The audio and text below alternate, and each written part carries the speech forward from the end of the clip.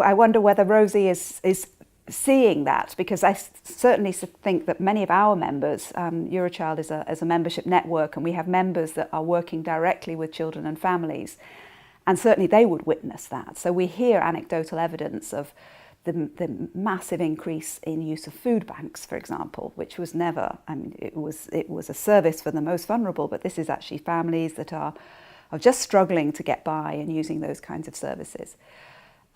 Statistically, it's not across Europe that there are a growing number of children in poverty across the EU.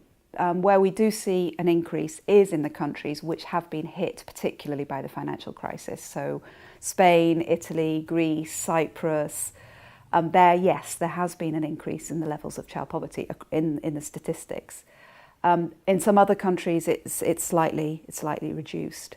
But as I say, from the evidence that we would be collecting anecdotally from our members, there is a real concern that there's a pressure on reducing local authority support for all kinds of family support, intervention, early childhood, and that is creating a lot more pressure. At the very worst end, we see rising homelessness among children. This is quite a key issue in a number of countries where families have just been unable to pay mortgages and been evicted, and they're in temporary accommodation, moving from bed and breakfast, and this is incredibly disruptive for children's lives.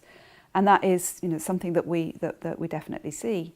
And the other aspect, of course, we can't ignore is the levels of migration in Europe, unaccompanied children, but also children accompanied by their families, their ability to kind of get back into a routine of life, getting to school, accessing services, and that's a real problem. And one thing we need to remember when we think about children is that a year in our life is not the same as a year in a child's life. It feels literally completely different. You take children in a car, an hour's trip for us is very different for an hour's trip for children. So that period of our life is so important and so rich, and it can really hinder children's development if we're not providing the right level of support for their development.